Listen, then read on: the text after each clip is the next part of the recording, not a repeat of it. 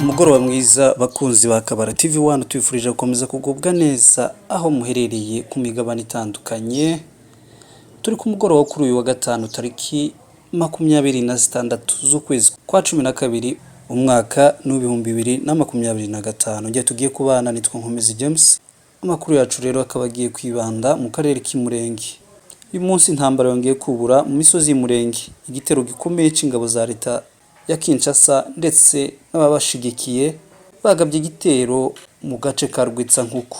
Kabara TV1 amakuru yatugezeho yizewe aturuka mu misozi y'Imurenge mu ntara ya Kivu y'Amajyepfo muri Repubulika Iharanira Demokarasi ya Kongo. Aravuga ko mu gitondo cyo kuri uyu wa gatanu tariki 26 z'ukwezi kwa 12 umwaka w'ibihumbi 2025 habaye igitero gikomeye cagabwe ku basore birwanaho mu gace ka Rwitsankuku.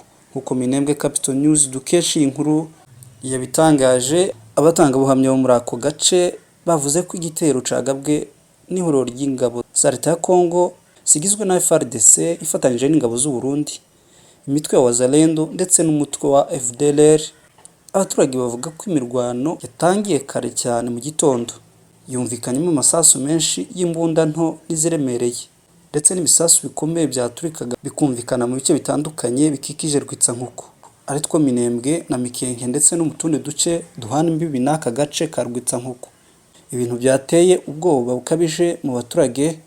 Umwe mu baturage wavuganye na Minembwe Capital News yagize ati, ubu turi kumva amasasu menshi n'ibisasu bikomeye mu Rwitsankuku, amabombe ari guturika cyane kandi igitero cagabwe n'ingabo za leta n'abambari bazo. Amakuru akomeza avuga ko izi ngabo zagabye igitero zaturutse mu bice birimo Point Zero n'utundi duce two muri groupement ya Mutambala muri teritwari ya Fizi, uduce dusanzwe tugenzurwa n'ingabo za FARDC arizo za leta ya Kinshasa. Ibi byatumye abaturage benshi basiga ibyabo bahunga mu buryo bwihuse batinya ko imirwano yakwira no mu tundi duce dutuwe n'abaturage benshi.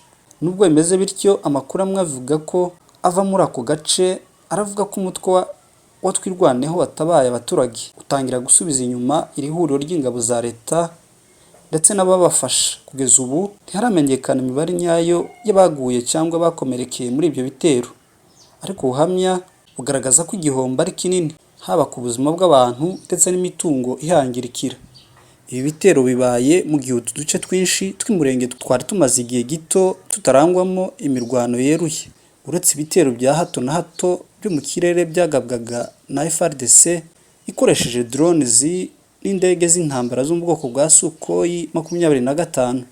Ibyo bitero byagiye bitera ihungabana mu baturage, byangiriza imirima y'abaturage, inzu n'ibindi bikorwa remezo by'ibanze, bikarushaho kongera ubukene n'ubwoba mu baturage basanzwe babayeho mu buzima bugoye. Nkatwe Kabara TV1 turakomeza gukurikiranira hafi ayo makuru kugira ngo tubone amakuru nyayo kandi arambuye ku mirwano y'uyu munsi n'ingaruka zayo ku baturage bo mu misozi miremire y'Imurenge. Tukiri Murenge kandi, isoko nkuru ya kane ya Mikenke ku munsi w'ejo yongeye kurema, ihuriza hamwe amoko yose. Nyuma y'imyaka irenga 8, ibice byinshi by'Imurenge byari byibasiwe bikaba byari bimaze mu bihe bikomeye by'umutekano muke, aho imitwe itandukanye yitwaje intwaro irimo Wazalendo, FDLR, FARDC arizo ngabo za leta ya Kongo ndetse n'ingabo z'u Burundi byari byarigaruriye ibice byinshi by'Imurenge. B'amoko yose barahunga, ubuzima bw'abaturage burahungabana mu buryo bukomeye. Muri icyo gihe abaturage b'amoko atandukanye ntibabashaga kongera guhura. Ubuhahirane n'imigenderanire y'uturere ntayari kibaho kuko byari bisanzwe kuva na mbere. Imihana myinshi yarasenywe, indi sigara ari amatongo. Abaturage bo mu bwoko bw'abapfurero, ababembe, abanyintu barahunga bajya mu mashyamba no mu bice bya kure bahunga intambara. Uduce twinshi tw'Imurenge twari twarahindutse ahantu hadatekanye, hasigara ari indiri y'umwanzi. Amasoko yari yarahagaze burundu, imibereho y'abaturage iba mibi kurushaho. Ibintu by'ibanze nk'isabune, isukari, umunyu, amavuta yo guteka ndetse n'ibindi byangombwa birabura. Bike byabaga bibonetse mu nzira zigoye, ibiciro byabyo bikazamurwa cyangwa se bikaba bihenze. Mu minsi mike abasore birwanaho birukana iyo mitwe yose.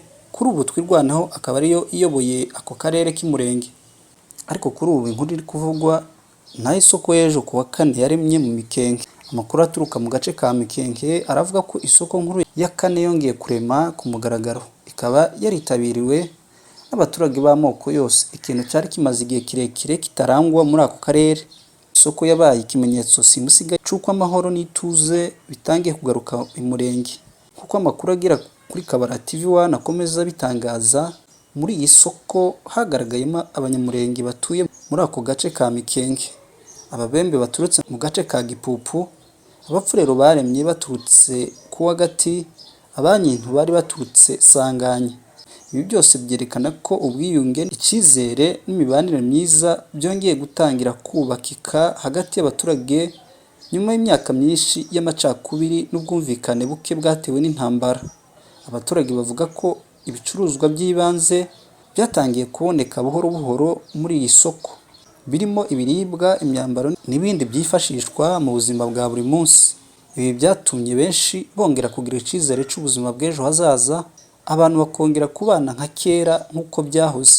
Ikindi gishimishije kurushaho ni uko abaturage bari basanzwe baturiye Mikenke bakaba bari barahunze bo mu bwoko bw'abapfurero n'ababembe, bavuze ko nyuma y'ubunane bazatangira gutahuka bagaruka mu byabo, bakagaruka mu mihana yabo bari basanzwe batuyemo, kuko umutekano kuri ubu utangiye kugenda wifata neza n'ubuzima bukaba butangiye gusubira ku murongo. Abaturage muri aka gace bafata ibi byose nk'intambwe ikomeye iganisha ku mahoro arambye, aho abantu bashobora kongera kubana, guhahirana no kwiyubakira ejo hazaza hatarimo intambara. Mu butumwa bwabo, bamwe mu baturage bagize bati isoko ya Mikenke yongeye kuduhuza, twongeye kubona ko kubana bishoboka kandi amahoro ashobora kugaruka i Murenge. Harakabaho MRDP twirwaneho, harakabaho abasore b'Imurenge banze ko i Murenge hashira. Mugire ibihe byiza byo kwishimira ivuka ry'umwami wacu Yesu Kristo. Iyi ni Kabara TV1, turakagaruka.